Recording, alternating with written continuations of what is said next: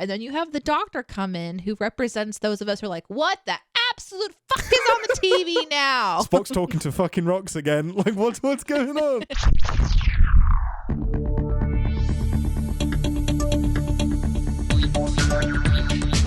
Captain's Pod, Stardate 812153.1. Welcome aboard the Starship Enterprise, and thank you for joining us as we take a brief shore leave from the world of CinemaSins to explore the universe of Star Trek. I'm your Captain Ian Whittington, and with me as always, rumour has it her skin was sold at auction and is currently owned by Ben Stiller. It's Ambassador Deneé. I'm guessing he just loans it back to you to use when you need it. I don't know. I don't recommend my skin. Maybe my puppy's skin, because his fur is so soft. Look at him. You heard it here first. Ambassador Deneé is endorsing skinning puppies and selling them at auction, Mr. Ville. How are you today? I'm wonderful, darling. Let me see those puppies. No, the puppies. I do have the puppies close with me today because they have been in the trash. Right. And I'm assuming that they're going to be getting ill at any minute. You haven't assessed what they've eaten out of the trash. Just that trash was consumed. Some of what was eaten, because I found massive bones of chicken. So I don't know how many bones they've consumed. Hopefully they didn't swallow anything. I had a dog once that swallowed something from the yard, and it almost killed him. Oh, poor puppy. It was really, really, really grim. But he recovered, and he's fine. He lived out his old days. Good. So I'm kind of like cuddling my dog, going, "Okay, buddy, just gotta heck it up. Stop getting in the fucking trash." Dick. Well, I look forward to catching all of that on audio forever. Until then, let's do an email. Emails.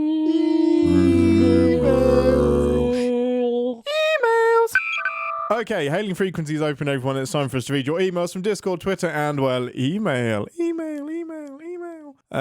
That's a reference to something I don't know if I put in the episode or not, but we're in the cargo bay because this is where we do our emails now. Did you add the echo last week? I cannot remember. I don't think I did. I think it was too much hard work. Yeah, okay. There was a whole bit about we were going to be in the cargo bay, but that should mean that we have an echo because the cargo bay is echoey. But yeah, I don't think I edited my way around that. Well, this one, I mean, it's a reaction. It's a reaction email to last week. You showed quite a visceral and understandable disgust towards Leonard Bones McCoy. Oh, no. Because always some slack for this, as usual, which is understandable. Because I haven't shown you an episode where he's great and he's good and he does cool stuff. All we saw him do was attack Spock and be a bit racist. So a bit. Is there really such a thing as a bit? It's a lot. You either are or you are not. Green-blooded hobgoblin. He's very racist. But I think one email that summed up, and the emails were all very kind. But Ken Holtzhauser says, "Good afternoon. I'm a fan of your podcast and I enjoy the episodes and perspectives immensely. But the Dr. McCoy slander is, I love this, unfortunate." Oh, it's no. so intimidating. It's like, well, isn't that unfortunate? After only 2 episodes, our stalwart ambassador Deneé has reached a hasty conclusion that our beloved old country doctor is a complete dick. Hold on a second. Is he quoting me there? Yeah. Is it quote complete dick? Unquote? Complete dick. Now, he does follow up by saying, "I think saying kind of a dick is more fair." So we are talking about degrees on a spectrum of dickishness. Right. Like Not he's not completely a complete getting one. slammed. Yeah. Right. He's on there, but not a complete dick, which is fair because we haven't seen enough of him. It's clear that he has a long-standing personal relationship with Captain Kirk. They're close friends. McCoy clearly wants to be Jim's best friend, but then this Vulcan upstart swaggers in with his logic and his droll shade, and suddenly old Bones becomes the third wheel. A perspective I hadn't thought about. Kirk and McCoy do predate Kirk and Spock. Oh, okay. This is interesting. Okay, I need more emails like this where there's some backstory. Context is important. Context is king. This is good. On top of that, McCoy is hardly the most dispassionate physician that ever practiced. He makes Hawkeye Peace look like a snowman. I don't know who Hawkeye Peace is. Hawkeye Peace? I think that... Is he from MASH? Might be from MASH. Are you talking about Hawkeye Pierce? Pierce. Yeah, Hawkeye Pierce. Is that MASH? Yeah, that's from MASH. Yes, let's go. Look like a snowman. Spock, always dispassionate and measured, shows him every day the sort of doctor he should be. So he's getting like worked up because he's like, man, I wish I could manage my emotions as well as Spock. Is there a bit of jealousy there? What choice does McCoy have but to needle him, to burst that perfect facade in front of his beloved Kirk, to convince him that the emotional intelligence is just as important as logic? Subsequently, what can Spock do in return but ignore his foolishness and make him an even bigger irrelevance in front of the captain? Like two siblings squabbling for daddy, they envy each other as much as they admire each other. I still say Amok Time would give you a better sense of our belligerent bones, but alas, no creature. In all seriousness, Ian and Deneé, I love the show Live Long and Podsper. And he shared awesome artwork that he's done of the Good Doctor that looks beautiful, and we'll attach that to the episode description. Really, really, really cool artwork. What an amazing email. Ken. First of all, thank you for not just hating on me, but for giving me context. I do need to say, too, though, that just because I'm saying that I 100% absolutely hate this character does not mean that this week I will 100% change my mind. She reserves the right to flip-flop and completely 180. Absolutely. Yeah. But I do have this part of my personality that I am working on. Not that that is something that should this podcast qualify is me for grace or anything, but I am working on the finality of my words. I often say like complete or 100% because I'm feeling that level of passion in the moment, and I sometimes do forget to leave room for the other. So that's why you just take what I say with a grain of salt. Well, and that's all part of the passion of the Star Trek community. Everybody has a favorite something, and it's such a passionate community. But to your point about like arguing points and making opinions, the 3-star reviews on Google don't get read. The 1-star reviews and the 5-star reviews get read. So we have this inbuilt, to quote Dicer, polarization of society where to be heard, you have to be at one extreme or another. So a movie is rarely, yeah, fine. It was either the best movie ever or piece of shit should burn. So, and that's entertaining. That's just part of what we do. But absolutely loved that email, Ken. Thank you for the additional context to provide some extra context as well. Although in the moment, I love the ambassador feeling her feelings and just letting it fly, and natural consequences will occur. Yeah, I unfortunately am not going to like every character, but at the same time, I do like that I have a little bit more of your perspective, and it shouldn't all be on you, Captain. So thank you for spending the time to write it. And what a wonderfully well-written email as well. That was really enjoyable. Thank you. Okay, this week, Ambassador, the Monster Medley continues with the original series. This time it's Season 1, Episode 26. Now, apologies if I confuse anybody, because sometimes the episodes with TOS wobble by one in Season 1, because the pilot is technically Episode 1, but in terms of how it was broadcast, Episode 1 is actually Episode 2, The Man Trap, with Kirk. So this is technically Episode 26 of Season 1, but sometimes listed as Episode 25. But yes, The Devil in the Dark. Ambassador, we're going to specify the predictions a little bit more. We still want an oddly specific prediction, which could be absolutely anything, but what kind of monster do you think that we're going to be seeing this week? The Devil in the Dark. Oh my god, I hope it's a cave monster, because they have been alluded to in Lower Decks. Yes, you know, caves. like we're always going into the caves. There's the cave monster, and I haven't seen one of those yet. And when you said Devil in the Dark, I was like, ooh, it's a cave, it's a cave, it's a cave, it's a cave. But maybe it's not. So we'll see. Nice. Could be a cave monster. Love that. Week. Possible cave monster. Oddly specific. Bones is racist. Yeah. Okay, here's what I'm seeing in my mind, and I have learned to just go with it, whether it's true or not. So what I'm seeing in my mind, and I do have a little bit of context because of Lower Decks pointing this out so strongly. I'm seeing phasers aimed, phasers fired. It's not working. We have to get to higher ground. Oh, phasers aimed, phasers fired. It's not working when we have to get to higher ground. Love it. Yeah, so like they have to go from the level that they are on up onto like a ledge or something higher to get away from this creature, So it's like a retreat situation. Yeah, and I'm seeing goopy in my mind, but I don't know if that's because on Lower Decks it was goopy. You know what I mean? Goopy. Okay, so we'll put that in the big prediction. Goopy cave monster. Okay, sure. A goopy cave monster. Amazing. Very drippy. I'm excited to get into some more TOS. We'll see you guys in 10 Forward for a full debrief. we're heading over to the holodeck. Oh, by the way, Ambassador, I forgot to tell you that we're going to start using the original series transporter for this episode and at least next week, just to be authentic. How do you feel about using a transporter that's 100 years older than the one we've been using? I'm walking. Excellent. 2 to beam out. No!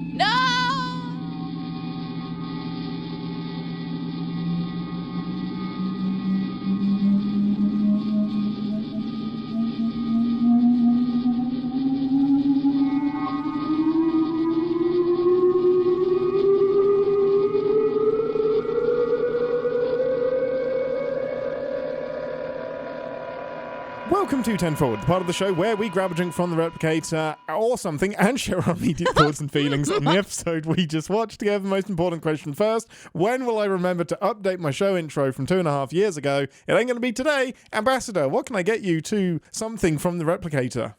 Silicon, something silicon, you know? Just something silicon, just a rock. I'm just going to get you a pet rock. This is the pet rock episode. Oh, it's the pet rock episode. What is I love it so much. Popular silicon-based item. Let's just see what comes up. That's amazing. Wow. Yeah, I'll just a couple nipple covers for me. Silicon. Oh, they are silicon. Yes.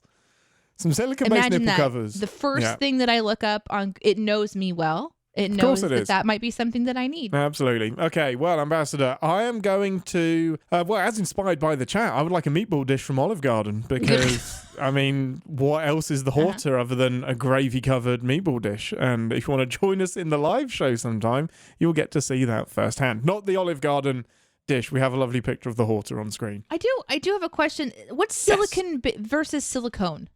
Because that's something else. Is it auto-changed my silicon to silicone? Oh, interesting. Silicone is different to silicon, I think. Both materials are widely used. Both contain silicon, and they are almost spelled the same, but there are significant differences based on two. To make a long story short, silicon is an element, and silicones are polymers containing silicon and oxygen, and often carbon and hydrogen as well. Well, what the fuck am I supposed to do with that? Well, now I feel fully educated. Thank you, Google, for giving me the quick description from machinedesign.com. Well, now that that's out of the way, give us a synopsis. I don't know that I can do nipple covers anymore, but that's okay. Let's get into the show. Okay, on today's episode, our beloved TOS team has to go to what we've seen before, which is a planet that is being mined for its resources. But this time, they've gone too deep and they find the Balrog. The Balrog? But this time, the Balrog. The Balrog is a mama. And the mama is so mad because they've been killing her little babies, her eggs. But can she say that? Not until a mind meld when she learns English. Because this creature can use its caustic materials to murder or not. And has been murdering 50 when it's actually 52 for so long. Right. But you know what? It's all okay. Because we get to see a mind meld with a caustic creature that doesn't caustify somehow. How does it all end? Slavery. Slavery with a fair exchange. The horta has to agree, but no, I agree. It's borderline on, because what happens if the horta disagrees? I think the humans are still mining. If there's one thing Pandora taught us, humans don't give a shit. This is walking unobtainium. That's a pretty great synopsis. Overall, I guess maybe the slavery, it's questionable consent. Questionable consent. It's kind of strong arm robbery a little bit, because I think the horta's doing just fine without the humans, but we'll get into that later. Overall, Ambassador, did you like the episode? What were your thoughts about it? I loved this episode. Yes, me too. It's been, I'm going to say, 6 years since I've seen this episode. I forgot how incredible it is. It's such a great episode. It's a good reason it's up there as a classic. It's just everyone's firing on all cylinders. As a newbie to TOS, why did you love it? Oh, man. I think it's the sets. The set designs are really fun in this one. Caves. You're getting to see how they're going to make an interesting episode in a cave, and how do they explain a way that we're crawling through perfectly like cylinder tubes, tubing made by a creature. Yeah. So I think they're like clearly the props department and the sets department is having a lot of fun in this one. And then you have also like, how do we make this really interesting creature that is actually somebody underneath a rug? How do we make No, they actually captured a live horta and convinced it to work for them in exchange for yummy minerals. Yeah. Pay no attention to the man under the horta. And yeah, I think it's interesting. It's like the story of finding out that a creature is a intelligent creature that it just can't communicate, which, I've got a lot of questions about that too. Like this episode's basically because Spock was able to communicate, they discovered that this creature, all of its children are being killed, and this needs to stop because they're about to be born, and they end up saving this creature's life. And it's just like this really interesting problem solving. There's all these problems that are happening. I love it. Yeah. And they're having to solve all these problems, and things are failing and things are succeeding. But once Spock leaves, how do they communicate? I guess the horta could write on the wall, but how do the humans communicate back with the horta? Oh no, that's such a good point. No kill eye. And it's just like random doodles everywhere all over the cave. I was like, that man touched me. Yeah. He shot me with a phaser. So there's questions at the end of this episode, but I like what they're doing because, again, it's this premise that you come across a creature that you don't have anything in common with and you just want to kill them. Like Kirk wants to kill him, then Spock wants to kill him. There's everybody wants to kill this thing. And then all of a sudden, oh, no, we actually could work together. We just had a language barrier. We yo-yo back and forth a lot. Spock goes from like speculation to defending it to then fucking kill it, Jim, to we can make an arrangement with it. It's such a yo-yo of an episode. It's so fun. And for me, it has a proper Star Trek ending, whereas like the Brawn didn't work. And yes, it could have worked, but there's another way around this that I love so much. And it has one of my all-time favorite McCoy scenes, just him loving on himself. Whenever he's in the goop. Jim, I'm starting to think I could cure a rainy day. He's just like, I'm a fucking genius. I just cured a rock with cement.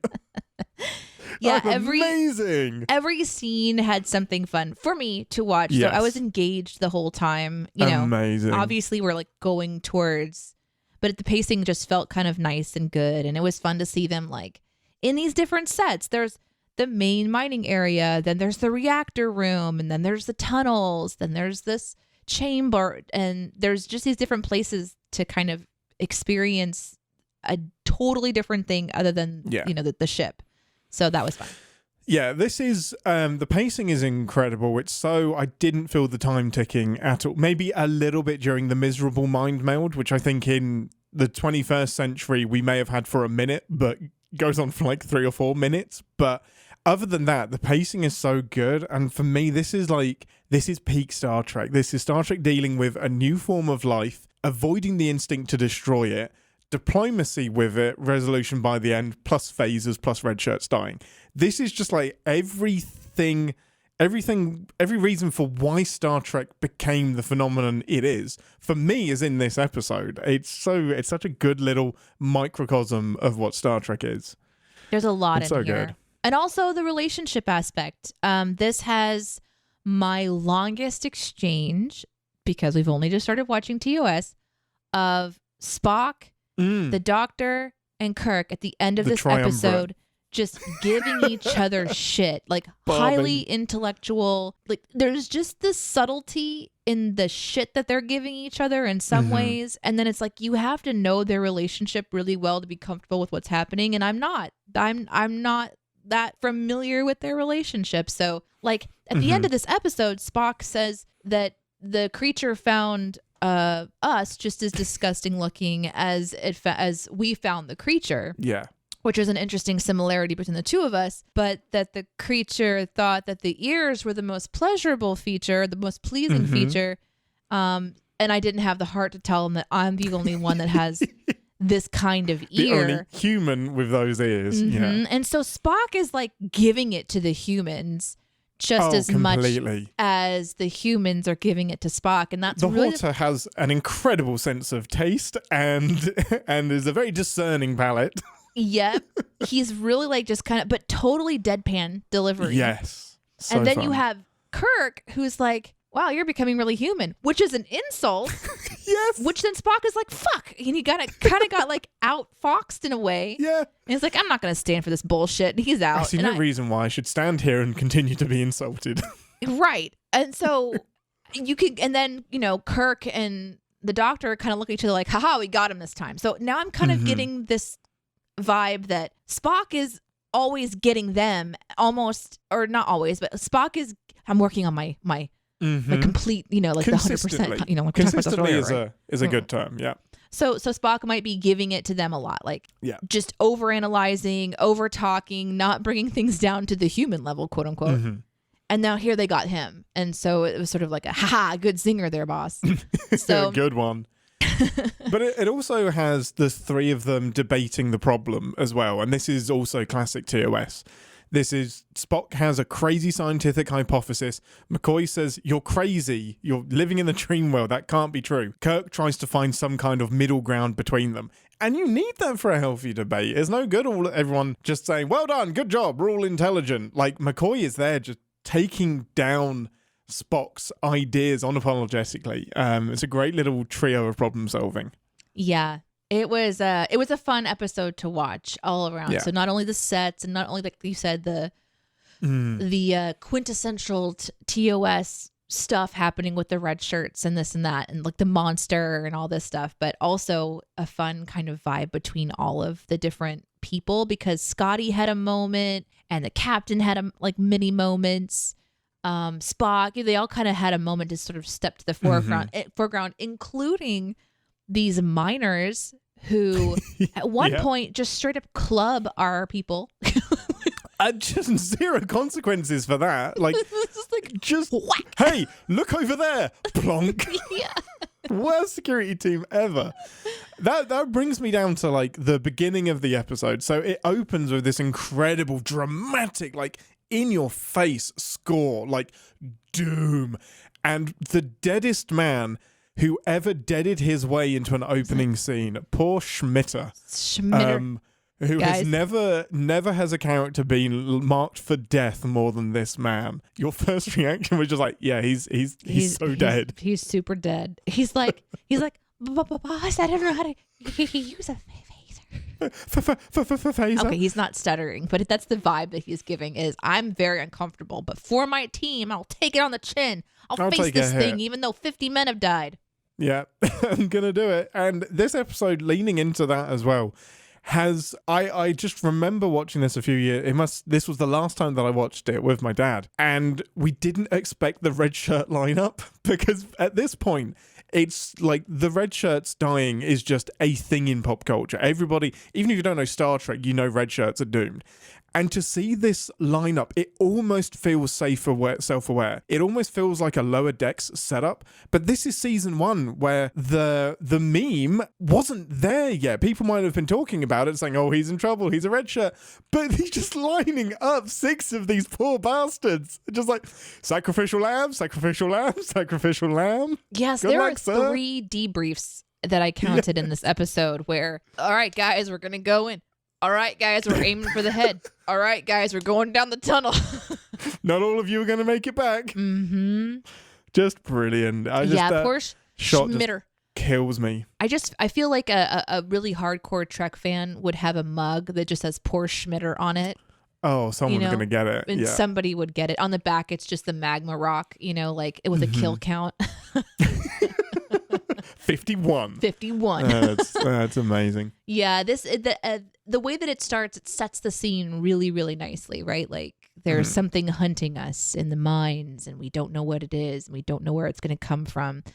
And then the looming sort of shadow in the foreground of the camera that sort of attacks in some sort of way, and we're just meant to completely ignore the fact that no one is shooting a phaser at this thing, or even really trying to. They're just standing there screaming because we're told it moves really fast, or at least it used to before it was shot. But they only have the Type 1 phasers.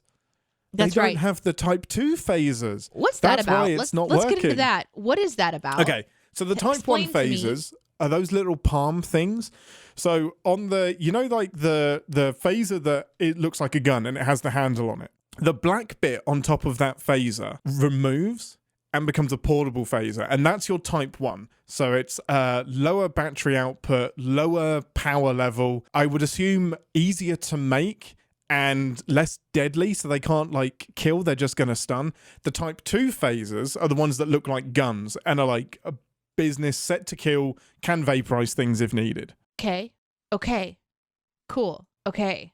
Does it make sense? I get it. Yeah. Here's what you need to know. They have type 2. And that's the most important thing. Yes. The miners do not. The miners have the type 1 phaser and are struggle busing, which I'm like, why do they even have phasers then? Like, they're not going to do anything to anybody. So, yeah. But I guess the phaser type, the type 2 ones are like the military grade ones. Yeah. But they do use the type 2. It does hit the creature. And one of my favorite moments of the episode is when Kirk and the creature are standing off against each other. Yeah. And, every time he raises up the phaser, it backs away, but then he lowers it and it kind of comes forward. And there's sort of this standoff situation. And then he's like, well, so are we gonna talk or? And the thing just turns around and shows it's a wound. And I literally can hear my imagination like, you fucking shot me. You shot me in the ass. Because Kirk is like, well, what's the problem? What are we going to do here? Like, you're just going to stare at me? And it just like wiggles its butt. I was like, do you see? Have you the seen this type 2 boil? Phaser burn on my ass. It's a type 2 phaser burn. Type 2. Have you ever been shot by a type 2 phaser, Captain? It fucking hurts. Yeah, that was interesting. I don't even Just remember amazing. the sequence of like how it got shot. I think that was so when they arrive, the other thing that happens, and this is another question I have is they're trying to figure out what's going on. They're, Spock is noticing the silicone sphere that is on the desk, and they're kind of talking about that they're everywhere. So that they're going to be important at some point, later in time. You can kind of assume at that point. But things are really escalated when this creature breaks into a very important room and then takes a very important item. And this is when my question is, so we're meant to believe that this creature can control its caustic behavior. Yes, because it uses it to find secretions. Food. The what, sorry? The meatball. The meatball has secretions. Okay. And it uses those secretions to find food. Yeah. Or kill. And kill. Yeah, it's making very intelligent choices to kill people, to... Spock would argue it's more intelligent than humans. Yes.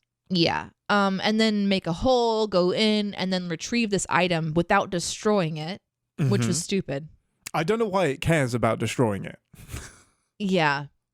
It should really, just destroy it. It really should have. I mean, obviously, the rest of the episode would be kind of screwed because everybody would be dying. There's hundreds of planets would be screwed. Mm-hmm. Yeah. So because Deneé, they have to mine the Penium. That's right. The Penium mine. What a word!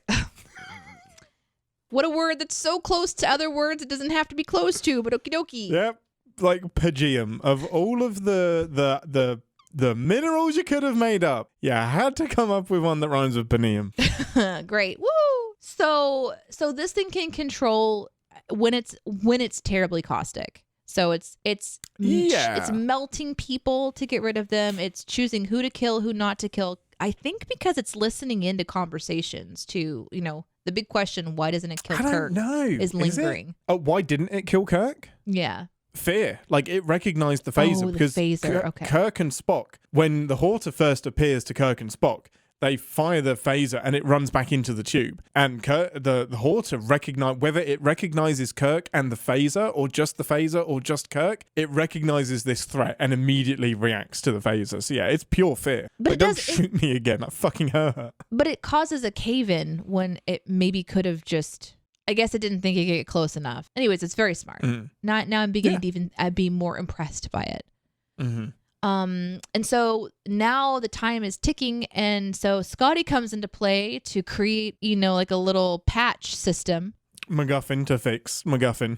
Yeah, it was like beer bong looking thing. Yeah, it was very paraphernalia-esque, I love he just how casual he is. He's like the engineer of the flagship, and he's like, it's the worst plumbing job I've ever seen. It's a plumber's nightmare, but it'll hold, Captain, until it won't, and then we're screwed. He's like the least like official person on the ship. He's almost like talking to his buddy rather than actually talking to his captain. It's so great. And I guess that comes with like intelligence. I think he's like, I'm the smartest man on this ship. You're screwed without my nuclear physicist brain, and that gives me a degree of latitude. I also liked how honest he was. This isn't going to work. It's not going to work long, and you're not going to be satisfied. It won't be pretty. It won't be great. It'll do for now. It'll do for now, and it does. And it's exactly what happens. So it buys them some time so that they can breathe the atmosphere and try to find this item. Why they think it's even still in existence? Did they scan and see it? I couldn't figure that part out. I don't think so. No, I think they're just confident it existed. Like somewhere. they can't rebuild it. They're just hoping that the creature didn't destroy it, and because reasons, the creature didn't destroy it. It held it hostage for whatever reason, which is easily something that could be thrown into the sin bucket. Yeah. But we get to the kind of middle part of this where. I think it might be one of my other favorite scenes is between Kirk and Spock in this episode when I think so interestingly, Kirk is like, we have to kill this thing, and Spock is saying, I think that there's more. This could be the final creature. We should be cautious to kill it. It would be a crime. Yeah. Kirk is saying, sorry, buddy, it's doomed. You shouldn't be surprised. Did you see the last episode of Captain's Pod? You know I'm a murder hobo. Bastard. Like, absolute bastard. Picard wouldn't do this. Kirk's just like, kill it. I'm not losing anyone else. Sorry, buddy. I don't care if it's the last of its kind. It's gone. Could be a great ally for us. Don't give a shit. It's killing people. It's dead. Not even going to try to communicate. And then they give the next debrief to the men, and Spock informs the men that they need to try to keep it alive. Mm-hmm. And Kirk is surprised by this. I didn't say that. Spock had taken liberty to try to buy some time for this creature, apparently. And so the next kind of beat of this scene between them is Kirk saying, you need to go hang out with Scotty. And I thought that Spock was getting in trouble. I'm really glad you mentioned this. It's the most confusing bit of the episode for me because it feels like Kirk is saying, I can't trust you. Yeah. You're gonna all of the build-up is, I can't trust you. You're going to work with Scotty because I don't trust you to not kill this thing. You're going to go against my orders. But by the end of it, it feels like Kirk's logic is actually a command choice of, I don't want to put us both at risk. Spock explains the odds and Kirk agrees. We never addressed the thing of Kirk saying, no, I don't trust you, my friend. And that's way more interesting to me than the odds. So I just wonder if that was like a rewrite that happened. Like they didn't want Kirk to be at odds with Spock like that. It's really interesting. It was interesting. And Kirk does this thing that he did last episode where by the end he flips and he turns from the murder guy into the savior guy. And this just apparently is a character trait that maybe comes up more frequently down the line. I'm curious to kind of look out for it because we, the audience, might be believing that Kirk is going to kill it and we want it to live. And then the big turn at the end is that Kirk decides to save it and he's the savior of the day. But in this case, then Spock flips and he wants to kill it, as we've already mentioned. But thankfully, Kirk doesn't, and we find out that this is an ally, et cetera, et cetera.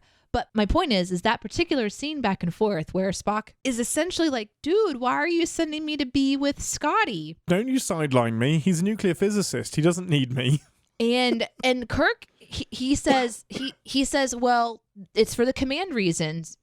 I can't risk you being a part of this. And then Spock comes up with this math equation. How? Where does this number come from? How? And yeah, it's like... How many variables are you taking into account, Spock, to come up with 2,000 whatever to 1? Yeah, that's another mug. If there's a series of mugs from this episode, the next mug / t-shirt is just going to be like that particular number. Let me see, because I wrote it down because it was like 0.3 or something. I just know some writer is pulling that out of their ass. 2,228.7 to 1 odds that they will both be killed. And then Kirk sort of like grins and he says, okay, so logically you should stay. And then Spock says, okay, I'll stay. And I wonder if because on record, he wants to say that it was for command reasons, but personally, it's because he was upset that Spock had, gone against his wishes. Anyways, that was a little unclear. You're right. It's so interesting how it goes from Spock undermining Kirk or picking his own route to Kirk sidelining him. And I wonder if they are completely separate, because sometimes when you write things down on paper, it's not until you see it on screen that you're like, oh yeah, there was a bigger beat between those conversations. But when we're watching it, that follows on immediately. So I'd love to know if that was deliberate or not. I thought it was an interesting glimpse into Kirk correcting a member of his crew for going against what he had said. So, but anyways, I really love that scene when Kirk basically is going, oh, so this is how it's 2,228.7 to 1 odds that I'm also going to die if you die. Okay, yes, I'll take that odd. Come along with me. That's okay. That's fine. The great thing about Spock's flip-flop as well is, and this is why I love Ethan Peck's portrayal of Spock, and I never worry when we get the Vulcans are being too emotional thing. Spock is emotional. Spock does care, because he flip-flops as soon as he realizes that Kirk is face-to-face with this creature, his buddy, his captain, odds are he's going to die. Spock flip-flops immediately and says, kill it. You can't take the risk, Jim. Kill that thing right now. Like, I don't care if it's the last of its species. I'm not going to let it kill you. Yeah. I'm not going to risk you. And it's so interesting. I don't know if it's logical. I don't know if it's what you would say the intentional. Vulcan logic behind it, or if it's intentional. But it's hard to not see some feeling behind that and some passion. It's a really cool moment. They end up having, so they end up finding this creature, and not only are they able to communicate with this, is like the next big kind of beat is the finding of the creature, the standoff, the conversation, and Spock mind melding by not touching. Question. How often does that happen? I thought he had to touch, but maybe I'm like just remembering incorrectly. Yeah, so generally speaking, from TNG Voyager onwards, mind melds are touch. He does touch and doesn't get any caustic damage, but he does touch later, but not at first. At first, it's kind of like a distance thing. Exactly. And 99.9% of mind melds do the hand finger touch on the face thing. Vulcans can be telepathic. They can speak telepathically. They have telepathic powers. I want to remember all of these things. Okay, new merch item for this episode. Just a list of all the cool shit Spock can do. Right. So they can talk to Beta Zeds. They can talk to each other mentally.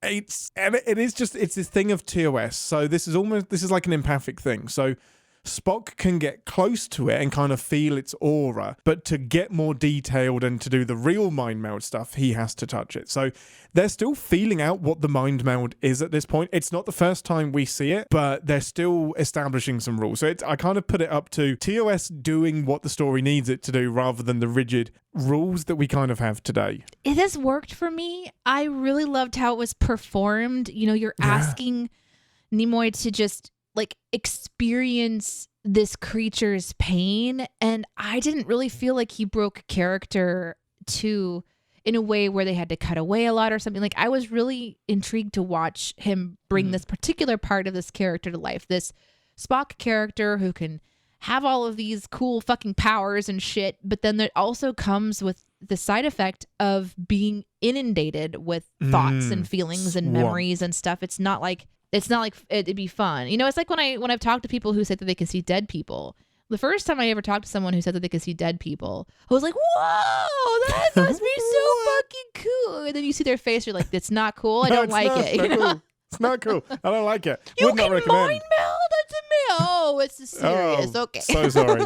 Well, I love that Kirk is really sensitive to it as well. He's like, I know this is an intrusion and this is a very personal, like, breaking down of your barriers, but I don't know what else we're going to do other than kill this thing. Like, I love how he's aware of what the mind meld does to Spock as well. Yeah. It's really, really, and really it's fun. interesting, too, to think, like, in the sphere of this show, this being the original series, this being season 1, you telling me that they're still kind of feeling out these powers and how they work and how they're going to translate on screen. to watch him have this complicated conversation with a meatball creature, as we're calling it this episode. Thank you, chat, once again for that. Because once you see it, you cannot unsee it. It does look like a spicy meatball. With a nice little gravy running down it as well. A little undulating, you know. Yeah. But anyways, that's a really interesting idea, you know, that you're learning the complexity of a creature that doesn't have the same way of communicating. And then all of a sudden it shows his intellect by saying, like, don't fucking kill me, man. Like, yeah, quit it. Stop shooting me. I'm dying already. You've already done it. The end is near. Yeah, eternity is over. And that's like a slow reveal, too, that it's dying. Yes. I love the metaphors and the words that it reaches for. My favorite one is the Chamber of Tomorrow. So when they're asking to get the MacGuffin back that they need for the mining drill or whatever it is, it says go through the chamber into the chamber, go through the tunnel into the Chamber of Tomorrow. And Chamber of Tomorrow, that's where the eggs are. That is tomorrow. Like, that's the word that it's reaching for, is this is my future, and this is where we put the future. It's so great. I love that metaphorical reach for words. So good. Because it wouldn't just be talking in English. It's got a pull from Spock's brain, or Spock has to interpret the emotions and feelings and then put it into words that can be understood. It's so clever. And then Kirk, who is kind of like watching this happen, and he's curious and invested and hoping that his buddy is going to be okay, is there. And then you have the Doctor come in, who represents those of us who are like, what the absolute fuck is on the TV now? What's going on? Go for all the names. McCoy is great for that. He walks in, and the way that he says, what's Spock doing? It's like this is every Tuesday. It's like, Spock's talking to fucking rocks again. Like, what's going on? Why is he licking the cave? Like, is this just another day for Spock? And Kirk, whose approach to the Doctor being the Doctor is, he saves people, here's a patient, do your fucking job, just try. And he's got a little scanner like, okie dokie, I'm just gonna do some scanning now. The worst thing is that he's right. It works. He does find a way to heal it. And it's just like, this shouldn't have worked. Like, you're asking the right... This is like, you have a friend that's good at computers because they have a job in IT. Therefore, they're good at coding. They can fix your microwave. Oh, he's good at electrics. He can do everything. Like, why would he be able to cement this rock back together? Well, you know that creature is going to have a really troublesome recovery period after having a trowel of concrete poured into it. But you know what? It's alive, and it gets to be the mama bear to all the children. So that's all that matters. It's so great. And this is the first occurrence of damn it, Jim, damn it, whatever, I'm a doctor, not a something. This is the first time? This is the first one. And it's episode 26. Like, it's something you think has been there from the beginning, but it's this other stereotype where it doesn't come until quite late into the first season. And it's just great. I'm a doctor, not a bricklayer. Like, what do you expect me to do with it? That's really, really funny. And he has those a lot, because that becomes a thing that even I know about, having never seen this stuff before, is that I'm a doctor, not a blah, blah, blah. So yeah, it's so great. It's so fun. I would love to ask the writer, was that meant to be such a one-liner? Was that something you consciously knew that you could come back and use again? Because McCoy is always asked to do these absolutely ridiculous things. And I love how smug he is at the end. Kirk's just like, what's the prognosis, Doctor? And he's like, I did it. Well, nailed it. Kind of fucking brilliant over here. Look at me. What was the line again? Goop on my hands. Apparently I could, what was it? About the rainy day or something? What was that line? Oh, Jim, I'm beginning to think I could cure a rainy day. And I know that clip so well because it was on a trailer so my dad had all of TNG on VHS, and they would always have these trailers for other stuff saying, buy these other VHSs or buy these other games. And they did this compilation of all of like the classic moments in Star Trek. And one of them was Picard saying, let's make sure history never forgets the name Enterprise. And it would be Riker saying, well, isn't that interesting, or something Rikery. And it has this scene of McCoy going, I think I could cure a rainy day.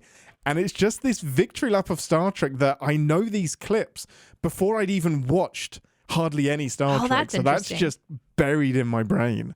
I really enjoyed it. I thought it was a fun way of the characters just sort of stumbling their way to the answer, because they didn't have a great plan. This was them going, well, let's try to put some concrete in it now. I guess we'll try some putty. Or, well, I guess we're going to split up and go down 2 different tunnels and just see what happens. You know? There's a conversation I wish we'd heard that we only get the back end of, and McCoy is so angry. He's just like, just send it the fuck down here. Don't ask me why I need it, what I'm going to do with it. Oh, that would be I'm burying the lead right now. Just send me the thing that I asked for. I like that too. Oftentimes I feel like I have to, like, we have to see like a full conversation to understand, but this just drops you right into the end. Like, you fucking do what I said. I'm a goddamn lieutenant. Don't ask questions. Send me the concrete. I don't care what color it is. Green is great.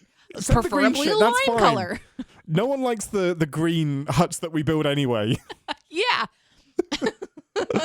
It's so fun. I love it. So then we have like this kind of crescendo also where time is ticking.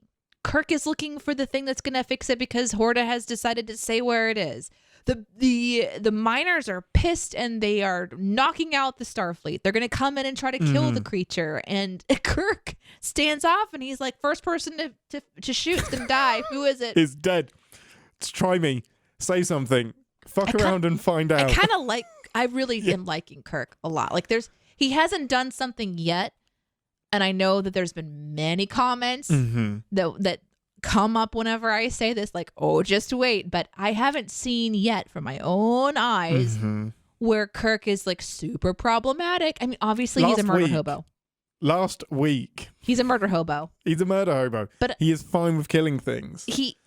But we talked about this being kind of more of a war situation. Like he's not a diplomat. So I had to put him in a different category. Like, this is not my Star Trek experience Picard as TNG. has to be an all-rounder. And Kirk is more on the frontier. He is the policeman. He is America in the 60s fixing the world. So I get it. And I'm sure there are plenty of examples, but it's more of an overall thing for me. When I put him up against Picard, there is no competition. And that is unfair. Because it's 20 years later, it's a different breed of television.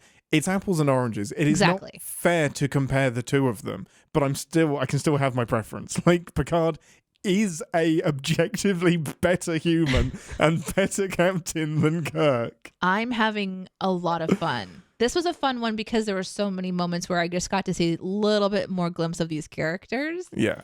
And every time somebody's on screen, there's like a little bit more interest. And then also there's this thing of like, oh, everybody is wearing makeup. Everybody is wearing a little bit of that dark eyeliner eyeshadow. on everybody. The mining guy at the beginning. Yeah. I kind of love that. Like, oh, this was great. This was a style. This was a fashion statement in the 2200s. Yeah, we want to show the future by showing people wearing like dark eyeshadow of some kind. There's these interesting parts of this brand that I'm enjoying, but the Kirk returns with the item. Everything is restored. They're able to work it out. They're able to save the horta-culture, and then we're at the end of the episode, and I don't know. It was just kind of a really nice little TOS sort of bubble, and I don't think that this would be a bad one to use as an introduction of TOS either. This would probably go on that list. I was about to say I cannot think of a better episode to introduce somebody to. Now, lots of people say like Balance of Terror or something with the Klingons or Romulans or whatever, but that's lore heavy. This isn't lore heavy. This is like, we never see the Horta again to the best of my knowledge. This isn't, you don't have to have really any knowledge of Star Trek at all, but it's a great example of how everybody interacts with each other and what everybody's role on the ship is. Save for Uhura, Chekhov, and Sulu, who are criminally underused anyway, so you're not really missing too much with them not being in the episode. You know that Scotty is the miracle worker, McCoy is the scraggly doctor that's pissed off and arguing, Spock's the science guy, Kirk is the pew pew pew pew. It's a great little adventure. I love it so much. Yeah, I really had a good time. Thanks to the chat, we know that in a future episode, McCoy tells Kirk, quote, "You're a soldier so often you forget you're also trained as a diplomat." Great point. That's interesting. True. So the show admits it too, and maybe that's a very purposeful thing. Is like, what happens if the captain is more of like a war captain? You know? So, yeah, he's had to deal with. Who knows what they do on purpose and what they don't do on purpose? You know what I mean? Like, sometimes we'll say something and it becomes this whole other world and we don't know it. It reminds me of when I was DMing my own Dungeons and Dragons game, and I would say one thing and all of a sudden that became the focus of the campaign, and it was a throwaway thing I said once. I didn't mean for anyone to even pay attention to it, but then here we are. All of us are now going to this fucking cave I referenced one time. As humans, we are, whether we realize it or not, we are subconsciously actively filling in gaps. So all of the world we look at around us, our brain is creating that picture, filling in gaps. So when something is fed to us, we're like, where does that fit into the puzzle piece of our life and our story? And I do this so much when I'm watching content. Like, I feel bad for Doctor Who because the Doctor says one word and I'm like, canon. Like, that's new, that's real. Like, for my brain, I am so tied into that speaks into the universe because I'm so invested and in Star Trek. This is a world to me. Like, this exists. So when you say something, that's now something that has been said in the universe and happened and is documented and is affecting history for me, even though it's in the future. Like, it's hard to not get invested in that and to like just analyze every single line that is said. I'd be paralyzed if I was writing for Star Trek. I don't think I ever want to write for Star Trek. Bullshit. Nonsense. I'd love it. But I would be probably way too careful about what I'm trying to introduce and what I would be writing about. You can't control it though. That's the thing that I'm really enjoying in this TOS, especially the season 1 where they were just doing it. This was before they probably knew that they weren't going to be having more and people picketed to keep it going. Like, this is a really interesting thing to watch, knowing what we know now, having talked to the people who are in the picket lines multiple times now, having emails from you guys who are listening who have been around from the start who says, I was also on the picket line, or I sent in a letter. Like, it's just really interesting to go, this is what you were watching. This is what you were passionate about. These people that are doing these interesting things at this strange time in our history. And here's the fucking doctor with his hands in goop. And we're like, more! More of this! Look, give it to me. I want more. This is amazing. Yeah, it's so great. Couple of just behind the scenes things that were definitely emailed in, tweeted to us, mentioned in the live chat. Really, really interesting stuff. So the first one I'll start with is the horta. And yes, that is a gentleman in a creature. The person who actually is under the horta blanket. Obvious, right? It's pretty obvious. They're It's not on their remote tummy control. On like a little little rolly thing, like wiggling their arms, snooping backwards and forwards. Like I wanted like a slurping noise when it moved. But the interesting thing is that the man under the suit created and designed the suit as well. And the people, I think it's Gene L. Coons said, if you can create this creature and we like it, we'll also cast you to play it as well. So we'll pay you for creating the creature, we'll put it on screen, and you can be it as well. So you get double duty. Because he was famous for being in lots of other TV shows as like, if you needed an ape or a gorilla, it's him. And in like the 60s, odds are he's in one of these monster costumes. That's amazing. Yeah, his name is Janos Prohasaka. Okay, can we just stop here and just remind everyone that Ian does like to get names correct, but doesn't really often do it. We all want to get them correct. There's no pronunciation guide here, but Janos Prohaska is what I'm going to go with. What a cool creature, like to go down in history as designing the rock lasagna. It's amazing. Yeah, it was nice. I like how it had the moving kind of like magma-esque bulbs. The lights on it, yes. Like, and I don't know if he was just in there pushing them with his hands, like he's kind of floating there and like moving them around, or if he had sort of something underneath that he was like pumping it with air. like a little basketball like inflator thing, and he's just like pushing it and they're all scooting around. Oh, I love it so much. It's amazing. Janos Prohaska. Thank you. Yeah. Thank you, live chat. Thank you, chat. The other really interesting fact is quite well known is that Kirk's father passed away William Shatner's father passed away during filming. They offered to like pause and stop and find a way to ride around it, and he said, no, I'm going to work through it, then I'll take some time and go and see his father. And what he said and what he remembers from the time is just how everybody pulled in together, and regardless of like whatever disagreements and behind the scene stuff, like we know that Shatner's quite a controversial character. Everybody kind of pulled together by all accounts and supported him, and he turns in an incredible performance when you know that that's happening in the back of his mind all the time as well, like incredibly distracting. So for me, it's fascinating to see somebody on screen and you can pinpoint a traumatic part in their life and that they're going through while they're on screen and while they're recording. Like, we know that Shatner is dealing with the loss of his father while acting. It's just an incredible byproduct of television and films. Oh, so yeah. Interesting. I always think about Aragorn, when he kicks that helmet and his foot actually breaks. And so his scream was both a scream of pain for the loss of his beloved, friends. Merry and Pippin are lost to the orcs. But what's really happening is he's really just broken himself and he's really screaming out in pain, giving his all. It's just stuff incredible. Like that is fascinating to me. It's so interesting. It's like the Tom Cruise thing in Mission Impossible Fallout when he does that huge jump over the building. Do you know about this? So he does this huge jump between buildings, and because he does all of his own stunts, he lands funnily and his foot hits the wall and he snaps his ankle. He pulls himself up and continues to run and just finishes the shot. So, and you can see in the film, you can see he is limping on this foot and he's just like, I need to keep that shot, but I now need to go to a hospital. And it shut down production for like 3 months. And it's just to keep that on film. He's just like, we're not doing the stunt again. I'm using that. And he just ran on a broken foot. Yeah. And sometimes you run on a broken heart. And it is interesting, like, we're just people. And it's always interesting when you're so invested in content, but there's a person behind it. And so, I think that's true for us too, right? Like, we create content. And as time goes on and people find out about things happening in my life at that time, like, oh my God, this was all going on at the same time and we never knew. And it's because we're performers and we're putting out content. So it's kind of like the show's got to go on in some ways. Now, ours is obviously not quite Mission Impossible level or Star Trek level, but it's the same. I'm sort of trying. thought. I'm absolutely trying to get some stunts into this show, but I'm limited by the walls around me. So the last thing I just wanted to visit on was, now that you have the context of Lower Decks, we mentioned this earlier in the episode, but Lower Decks mentioning how caves are so iconic. Did you get that feeling watching this cave now and just thinking, I'm in one of the caves? This is what Lower Decks was talking about. Well, we need to talk about our predictions, which we famously do in any random order.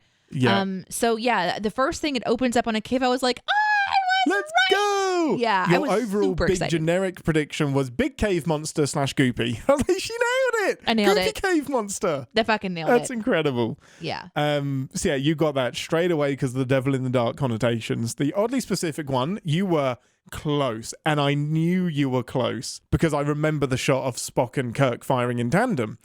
The specific prediction was phasers aimed, phasers fired. I saw two people shooting phasers. You saw it. Phasers aimed, phasers fired. It's not working. We have to go to high ground. So the high ground bit wasn't true. Not true. But you got a good chunk of that. That was quite impressive. 0.5 points for me. Yeah, half a point for you there. But yeah, the cave thing, was it quite exciting to see the thing that Lower Decks is referring to and do that in reverse? I love it. There's, like I said at the beginning, just a different kind of like, there's always mad props to props design people, Yeah. One of the reasons I love the making of The Lord of the Rings so much is seeing how much they had to build. And it starts with something like this, where you're making rocks and you're making textures and you're figuring out how to take tarp and glue it to a tube and make it look interesting and then make it make sense, This is it's just really fun to see the props department having a good time. And also the coloring of everything is really nice. Like, the walls look sort of lapis lazuli in a way, and then it really helps this magma creature, this rock creature, to stand out against the coloring of it all. So really delightful. From what I've read is that they designed the creature and then wrote the episode around it. So that was Gene L. Kuhn apparently saw the monster. They didn't have a particular thing in mind. They just said, hey, look, design this monster for us and we'll see if we like it, we'll do something with it. And he reverse engineered the episode based on the monster. So it's so cool. It's an interesting thing too, because monster creation always easy, especially when you're not giving it any humanoid features. There's no eyeballs, no smile, no nothing. But I think this thing is adorable. I genuinely think, when I know that it's in pain and it's been shot and it has that big boil on it, I feel your face is proving it. I feel so much empathy for this creature. Like, it doesn't take us a lot to get there. I can be empathetic and also not think it's adorable, because just like I think it's a little bit gross, it thinks I am gross too. It does, and it might be because I have big ears that I feel more connected to this creature. But monster creation fascinates me. I know I've said this before, but the show Face Off is one that I've really enjoyed, as like the development of prosthetics and how that's used in sci-fi, has kind of come into play over the years. We see a lot more obviously in TNG. But here, the monster creation, even with like the Gorn last week, it's just interesting stuff. And the Gorn was obviously very humanoid, 2 arms, 2 legs, and a reptile head. What if a crocodile was human? Yeah.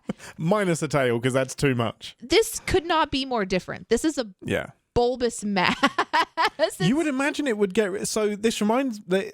I can't remember what Doctor Who monster it was, but there was a Doctor Who monster that was rejected. And it may be the Daleks, because the Daleks are like this brain thing with tendrils coming off of it. And they said, we can't do anything with that monster. No one's going to connect to it. And then they put it in the Dalek suit that we now know. And that even it has like the eyeballs and it has the plungers, which are like arms. And that's easier to relate to.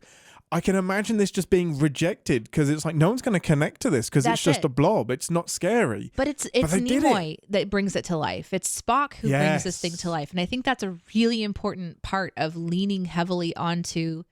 Maybe this is something that should be thought about more in just content creation, but just trusting your audience to build in the blanks, because we don't have to spoon feed every detail. And this is maybe something that's speaking to what you're saying about being like almost afraid to write Star Trek. Like you want to put all of it in there so that it's received the way that you intend. But this episode works because we get to build in what's going on. Like we get to assume that it's this bad creature that's super scary. But if you go back and watch it knowing what you know about it, then you're almost relating to it. And that's because the actors are doing their job. And it's just enough information that we can kind of like go along with it. And so good on this show for taking a swing at it, for swinging the bat and just taking out the Star Trek people, I love it so much. So very, very last point before we get on to some sins. Did this change your opinion or adjust any thoughts you have about Leonard Bones McCoy?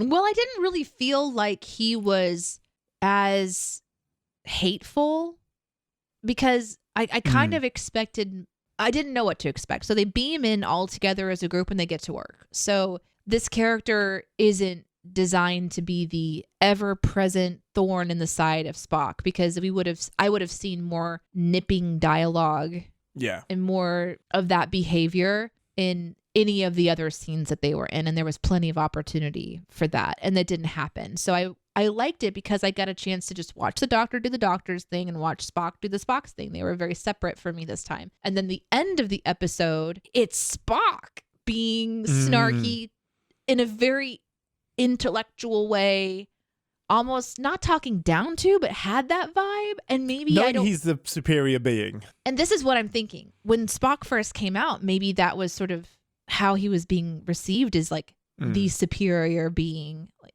maybe that was more of the vibe that he was giving. I'm watching Spock on Strange New Worlds. Yeah. So I have a way different perspective of this character because I'm watching his humanoid personality a lot more than the sort of more rigid personality. Yes. And it's so interesting to know that Spock in the future is at a point where he's been around humans so much, he's had to put some more walls up. And the Spock that we're watching is still kind of more open.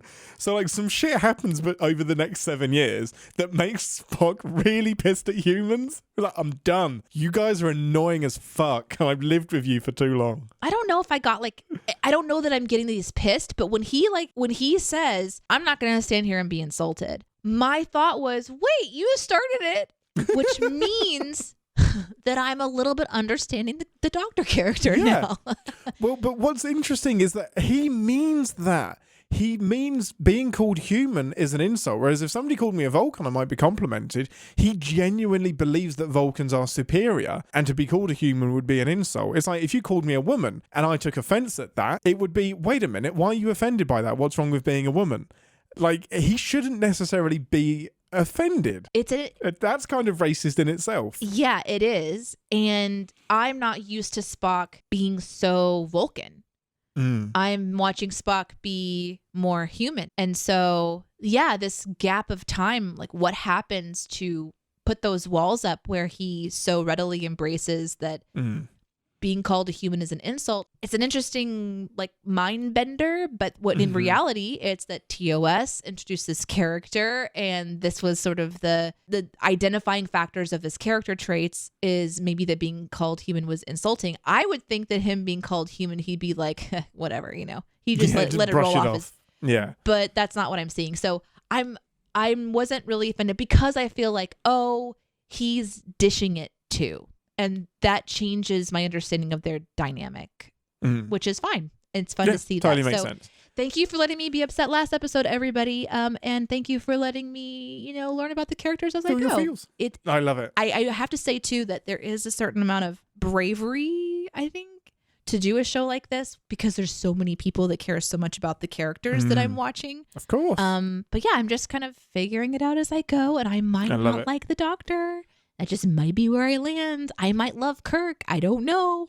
We'll see. Who knows? I mean, I can't get over you loving Kirk. Anyway, we'll move on before I start sinning you. It's fine. Kirk's fine. It's fine. It's fine.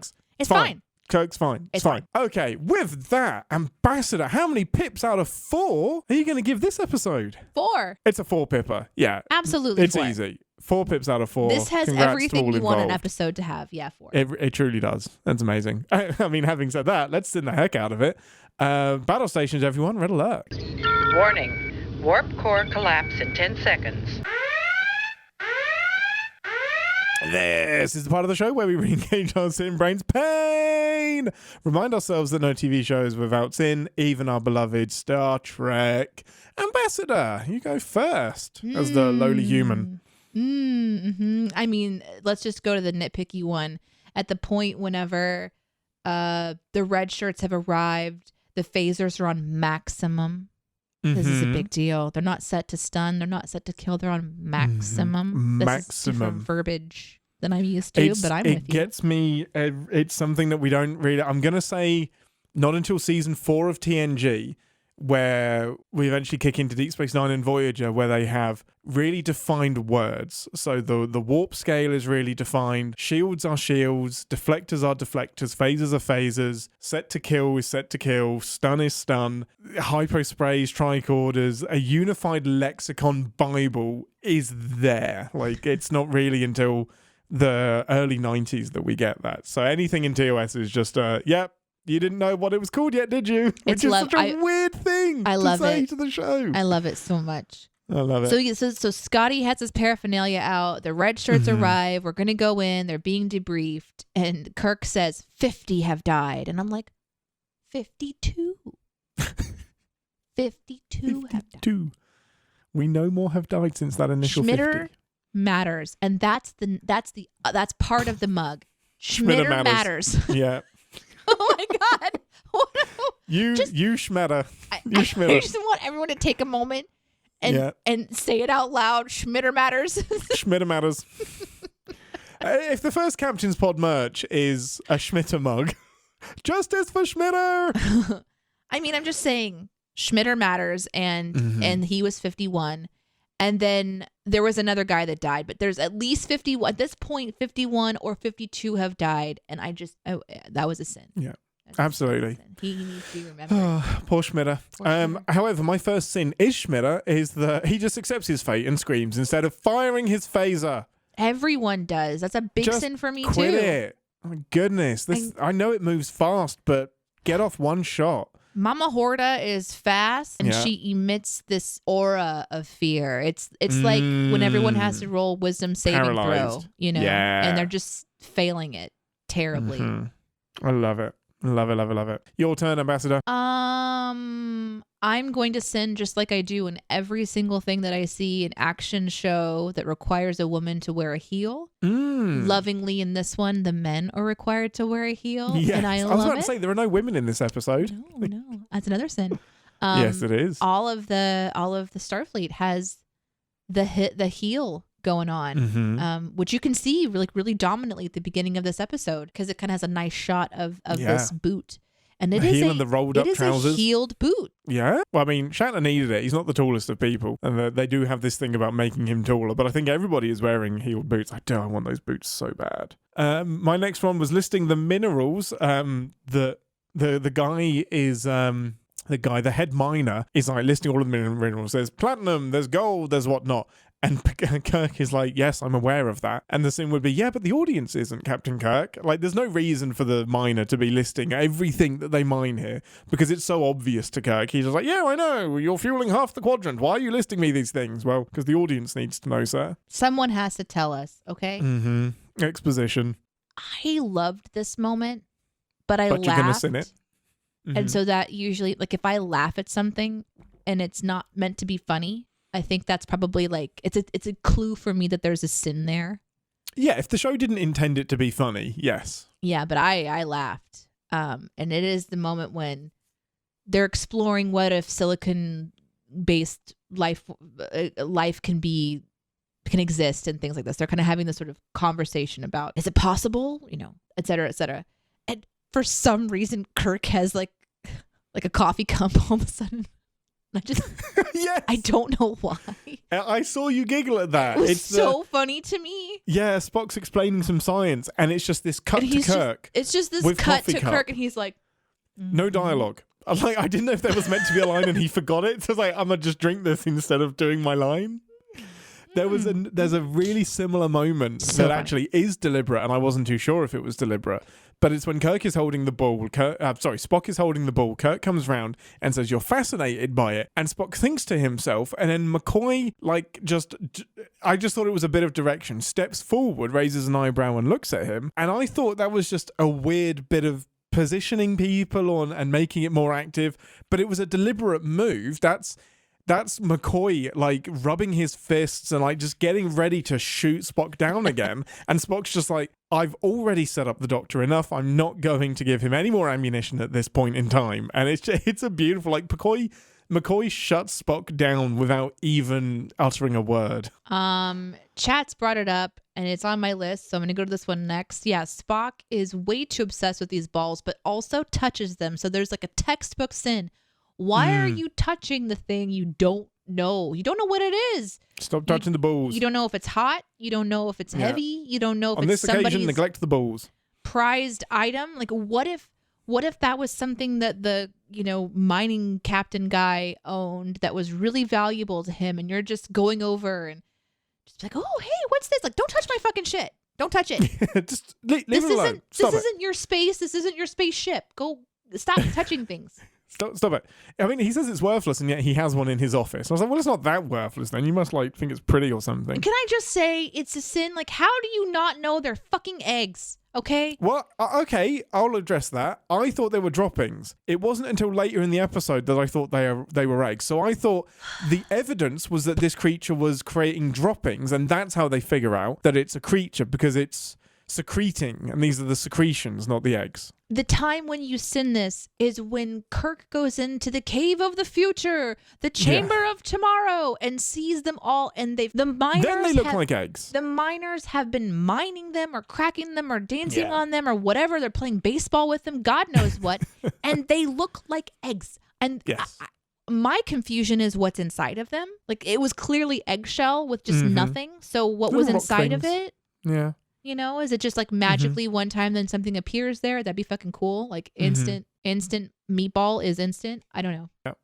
Anyway, it was like a big reveal. Like, oh, are they eggs? And I'm thinking, you guys are cracking them open. How do you not know that the miners should have at least been like, oh, that makes sense because we've been scrambling them and eating them for breakfast. Oh no! But then they would know. They would know if they're eating rocks for breakfast. They would know what they're eating. Ridiculousness. Yeah, it is weird. I think these miners aren't the smartest people that we've ever seen. There was another, just would have been a sex tape sin. Kirk is, I think it's Kirk that describes it as it's big and shaggy. Like, title of my sex tape. Wow, love those so much. Yeah. Those are my favorite. They're your favorite sins for sure. Question. Don't think this is a sin, but maybe it's just I'm reminded of this. There's a moment in this episode when Spock basically gets like, oh, somebody's watching us. Is that because he's telepathic? Yeah, I think so. Like, he's sensing a mind. He's sensing an intelligence. Okay. Yeah. So he's a Which we would use to Betazoid-ish. Sin later on. Yeah. Okay. We would use that to Sin, like, oh, hey, why didn't you detect the Horta, but why didn't you detect the Klingon that was around the corner? Or, I see. Yeah. Okay. Yeah, It works for this episode. Okay. I just remembered that happened, and I didn't know if he was scanning something and I missed it, because there was that moment when he goes over like in the background and he's just like obsessively looking at his little scanner. Maybe he did actually detect them on the scanner. Perhaps I can't remember. Spock being Spock. My next sin though for sure would be like why aren't people going in pairs? But then I think that the answer is that wisdom saving throws for everyone are failing, so I don't know that it matters. Oh, absolutely. Yeah, absolutely. I mean, linked to that is Spock giving Kirk the odds and saying, yeah, it's 2,000 to 1 or whatever that we both die. Are those odds affected by you deliberately splitting up just because you found 2 corridors? Kirk's just like, well, there's 2 corridors. I guess we split up. Like, you have 100 people down there. You should not be splitting up and going alone. Now is your command decision to not sacrifice both of you. Jesus, Kirk. And Spock just goes along with it. But when he swaggers away towards that tunnel, my God, what a swagger he has. Oh, he does. He walks like he has one of those silicone balls in his pants. I'm just going to walk down this corridor like I own it. Oh, my first time where his cadence really... Yes! I thought about that too. There was one, I don't remember the line now. It's when... they're talking about the silicon-based life form. He said, yes, I remember hearing about the possibility of a silicon-based life form. Yeah, there was... You have to admit there's at least a chance. It was some form of natural something. It was some form. And I wrote it down, some form in caps, and I forgot it was. But yeah, I heard my first cadence. You did. It's so apparent in that. I'm so glad you picked up on it. It's like, Dr. McCoy, there's... Some form of life that could be made of rocks. There was like 2 things I noticed. One is like Scotty, he just talks to his teeth. He doesn't really move his teeth. Doesn't move his teeth, yeah. He's just and I was obsessed with that this episode, which is why I don't even know what he was saying. I was like, wow, he's like his teeth don't move. That's amazing. And then of course the cadence got me this time. But that's not a sin, okay? That's just an observation. It's a sin. Are you kidding? No, it's not. A sin. Yeah, it is. No way. I love it. So Kirk says that planets are screaming out for a solution to this problem because reactors are starting to shut down already. There's a supply chain issue here. Like, the reactor has only just been switched off. And already there are planets fucked? Yeah. Like, why did it take you so long to get here? Or if the transfer of minerals is to the second, you've got a problem here. You need another reactor. You shouldn't have reactors shutting down on entire planets because of a couple days delay. Like, somebody's either too slow to react or their supply chain issues are just all over the place. Yeah, it's the ridiculous. problem had already happened at that point in time. Yeah, you're already in shit. I mean, they even had like the really cool like special effects where when the Horta wrote like the "Don't kill me" line, and it was like sizzling. That must have been pretty fun. Like, we're gonna just no kill eye. Like, how did they do the little chemical reaction on set for that to work? That was pretty cool. Oh, I love that. Oh, we'll never know though, because it could be done it could be part of the upgrade. Oh, because this is we're watching the remastered ones. I think they were remastered in the 90s or the noughts or something. Oh, that's interesting, right? Like, maybe it's just done in post now as an extra. Yeah, I wonder if anybody remembers the original or knows it well enough to remember if it's smoked in the original or not. Because that entrance that the Horta, when it runs back into the tunnel and the tunnel is all steaming and whatnot, for me that looked too modern for the 60s, but I don't know. Yeah. Well, now that so that would be my sin removal. My sin would be, now that we're talking about the metal part, like, don't touch it. It's still covered in caustic material. Don't go through there. But then they're like just risking going through there. Yes. Like, give it a minute. Just give it a minute. There's already an idiot inside who went in without thinking about it. Yeah. Just talk through the hole, you know? It's amazing. I had one from Spock. So this is when Kirk is with the Horta for the first time, and Spock is in the other tunnel, and they're on the communicators, and Spock says, I'm on my way. It's a proven killer. Spock out. No Spock out. Stay on the comms. Like, you run towards your captain, open communications. Like, there's no need to cut him off. Just stay there. Just keep the thing open. No Spock out.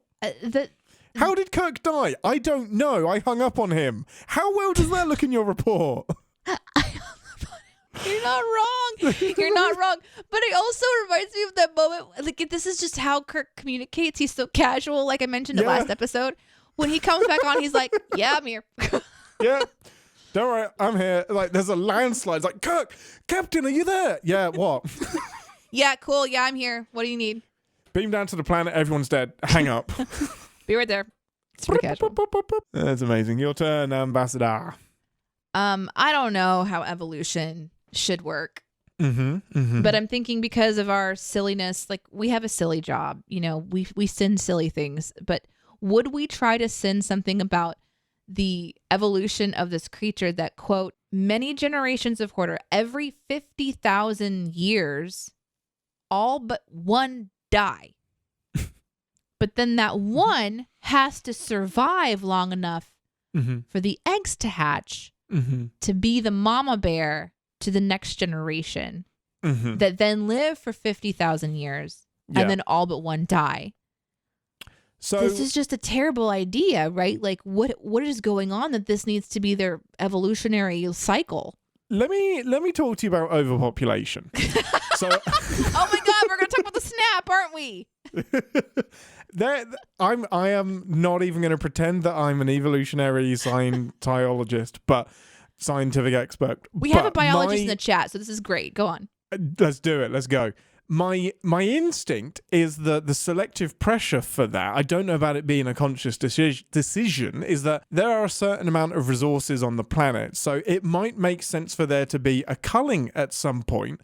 So like when you farm fields, you'll alternate your fields. So there's 1 year where you don't farm on at all because the earth can regrow and then you plant it the next year. So this is a time for the planet to regrow its minerals and then sustain life again. Whereas if you keep duplicating and breeding and breeding and breeding, the species dies out because it runs out of resources. But this way, there's a symbiosis between the planet and the Horta. So that would be my guess if I was going to put some reasoning to it. So maybe we don't sin it. Or maybe we do. We sin it and then just the nerd thing cuts us off. How funny would it be if, like, Kirk or whomever it was that was explaining the cycle I think it was Spock, because he was the one that did the mind meld and was learning about their history. And he says, every 50,000 years, everybody but one dies. And it's just, we cut in like, that is a terrible idea. that sucks. At least this 2. Works. Just 2. 10. That way, Leave if somebody 10 gets a cold, you have a backup. Exactly. One of them gets shot in the ass, you're okay. What else did I have? So my biggest thing of the episode is that the Horta agree to this plan. Now, the humans, fine. The logic is that the humans are going to direct them towards the mineral-rich deposits. And in return, the Horta will then tunnel into them so then the humans can get at them as well. So there's a symbiosis between them. I just feel like the Horta were doing fine without the humans. Like, and then, so this feels like kidnapping because the Horta knows that the Type 2 phaser is going to kill them. So they're kind of being held hostage here. They don't have a lot of bargaining power. I think in TNG era, we would leave this planet and just let the Horta carry on. There's a prime directive thing here. This isn't a warp-capable species. This is a species that is just in this life cycle that the humans are disrupting. And I think they're an intelligent species. We know that. There's a bit of a grey area here about, I don't think this is above board. I don't think this is okay. Yeah. But everyone pictures it as a happy ending. Yeah, and again, how do they make sure that the Horta is being treated fairly? Like, it's depending entirely on these miners who you're gonna have a Vulcan there at all times. I mean, how long do humans live at this point? 120 years, maybe, like 140-ish. Yeah. So we have a that amount. Not even like, let's say 120 years. Let's say you come in to the mining base when you're 20 years old and you work there for the rest of your life. We're trusting that this person is going to keep the agreement that was made between a mind meld X amount of hundreds of years ago, and it's going to last 50,000 or whatever. It just doesn't seem like a good idea. But you know what? We weren't there. We don't know. We weren't there. We don't know. We're also not famous for mining responsibly. So this might be something that changes in the future, but I imagine we strip this planet dry and then leave. And then what happens to the Horta? Yeah, I think there's a lot more. This is one that I want the Lower Decks team to go back to and say, this is the update on Janus 6. The perineum mine has been closed. Oh my God. I don't really think I have much else that we haven't said. We have so many sins to cover. Yeah, hang around in the outtakes for some more sins and also some science lessons from one of our listeners in the chat who dropped some science on us. Yes, one of our science officers has dropped some stuff in the chat that we're going to talk about. But yeah, anything else, Ambassador? No, I love this episode. Highly recommend it being on the short list of things that you decide to introduce your friends to when they're considering watching TOS. This would be a fun one. This is up there. Yeah, this would be a fun one because I think the pacing is right. I don't know that I'd start with the Gorn episode. I think I'd start with this one. I think I'm with you there. Yeah, I agree. So next week, Ambassador, I think this is going to be our last TOS episode for a little while. We're going to do another monster episode. We're going all the way back to what is technically episode 1. We're going to be doing the man trap, which is, we had the pilot, which was the cage, but that never aired. This is the first episode of Star Trek that ever aired on TV, the man trap, and it does have an interesting monster in it. So next week's episode is season 1, episode 1/episode 2, depending on how you're looking at it.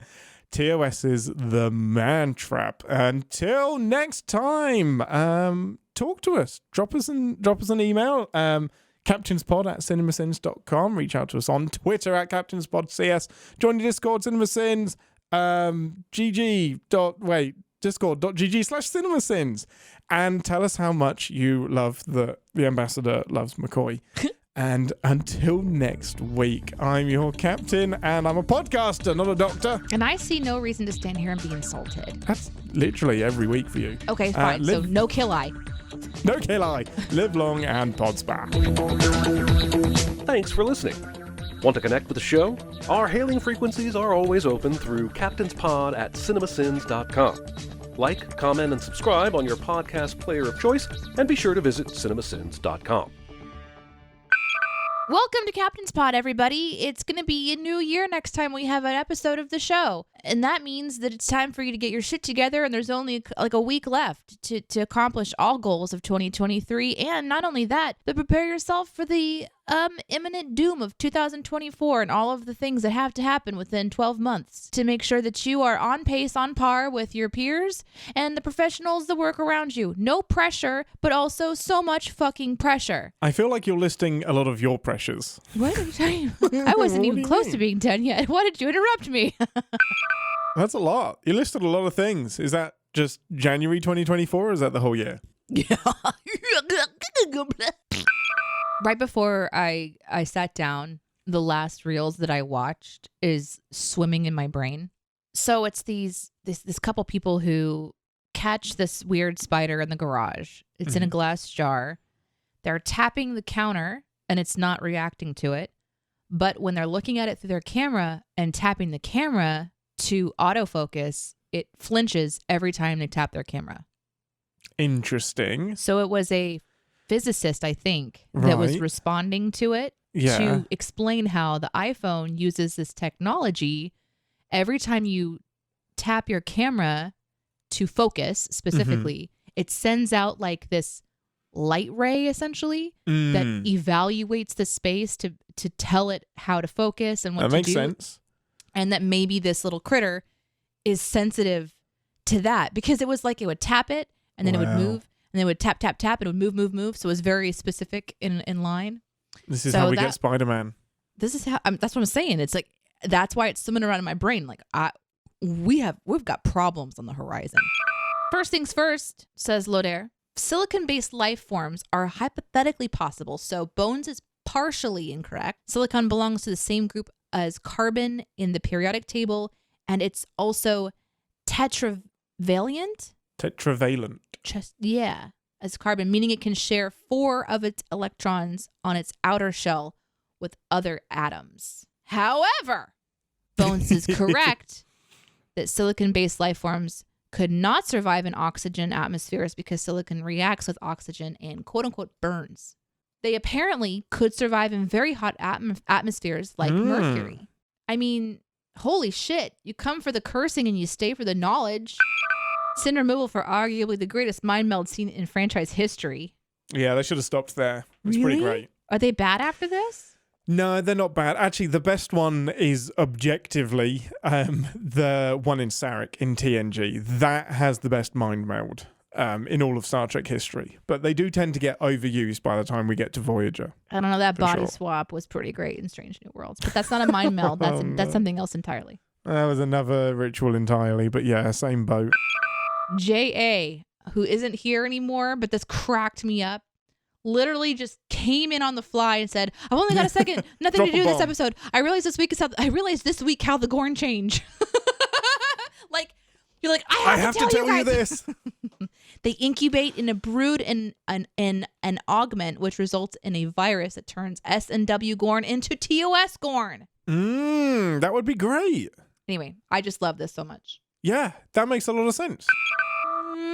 Fun fact from Memory Alpha, 2 days before filming of the Federation Council scenes in Star Trek IV, The Voyage Home, it was requested that one of the aliens present in the setting be a Horta ambassador.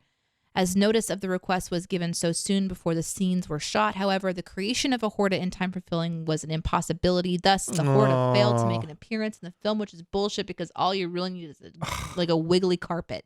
That would have been amazing, which makes me think that they destroyed the Horta. Of course they destroyed the Horta. You couldn't use the original one. But they kept the Gorn. Link, I did watch the last episode of the Doctor Who special. I have so many thoughts. I could do an extra. I kind of want to get together with Aaron and just do a one-off 1 hour show about the Doctor Who specials and maybe put it up in the Sinclub or something. I can absolutely agree that Neil Patrick Harris was an incredible toy maker. That The Mask kind of inspired dance in the middle of the episode where he does I'm the king of the Cuban beat, shake, shaky, boom, shake, shaky, boom. He does a version. It just reminded me of that so much. That was incredible. I want a whole season of the toy maker. I have thoughts about the ending, but overall, I'm super freaking excited for Ncuti Gatwa. He's going to be such an incredible Doctor. I was going on about Kirk, and we're talking about just different kinds of things with, like the militant style leadership versus, like Picard. And we've got some strong opinions about like Picard is just as bad in some ways. And so I really appreciate you guys saying that. But here's from one from Lodair. Janeway is a really good example of character's entire mood changing according to the episode's needs. She is either more understanding and respectful than Picard or a psycho. So Janeway gets a little bit of a pass because much like Kirk, it's interesting you make that comparison because Janeway is on the frontier as well. She is in the Delta Quadrant in, contact lens, motherfucker, ow. Janeway is also on the frontier and is just in the middle of nowhere having to make command decisions very differently to what she's been trained to do. This is also her first command. Like, she is a brand new captain and she is out there 85,000 light years from home. And in theory, yes, you play by the same rules, but she's also got to get her crew home. So I don't think it's a super fair comparison. And genocide is okay sometimes, according to Janeway. Yes. According to Janeway. Straight up murder. Yeah, objectively, Voyager probably should have just landed on a planet rather than sacrifice so many other planets. Josh said Picard is undoubtedly a better human than Kirk, but when it comes to eradicating the Borg, who are innocent members of every species ever, Picard says let them die. Again, yes, it gets problematic when you realize you can save people. As soon as you realize, because 7 of 9 has been a Borg since she was 8 or 7 or whatever, however old she was. At that point, you're deciding I'm going to kill them instead of rescue them and deborgify them. It gets really murky after that. I like this one from Mark. First time I watched this episode was with my dad in the 80s. I remember having the stomach flu and couldn't keep anything down. Seeing an undulating cheeseburger monster made me sicker. Oh no. Flyboy, ruling request. McCoy, I'm a doctor, not a bricklayer. This is the first instance of an infamous trope. Sin removal for the nostalgia or sin for starting the trope? Honestly, I could go either way. It's one of those things where we'd want to acknowledge it because it's the beginning of something and it's significant, but I don't think it's big enough to be worthy of a sin removal, but I also don't really want to sin it. So I think we would sin the lesser versions. We would sin the fact that, great, now everyone's going to reference this, even though it was funny the first time, but the millions of references that come later are less so. So we may sin the future. Maybe. That might be how I would do it. Okay, let's see. We got some more science from Slab. The German word hort, or linguistics, male gender, der Hort, means hoard, as in a hoard of treasure or supplies, derived from the Latin hortus, garden. Recently, the word's meaning is extended to include all-day nursery, a place where you hoard children, hence cognate to kindergarten, fitting after the fact the role the horter had. Yeah, it is a horter. It is inexorably linked to the hoard of minerals and supplies. I like that. Holy shit. There you go. Y'all ready for this? Boom, boom, boom, boom, boom, boom, boom, boom, boom, boom, boom, boom, boom. Bum bum bum bum bum bum bum bum bum bum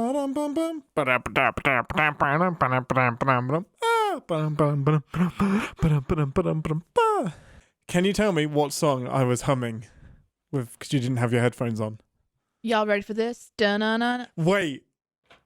Yeah, that's right. That's what I was singing. Oh, cool. Ian, look at this dog. He's adorable. Look at him.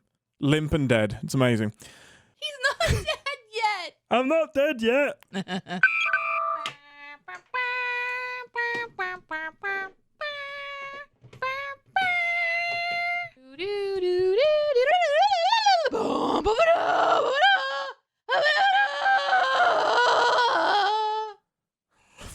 Nope. And my tiny nipples went to France. What the absolute fuck?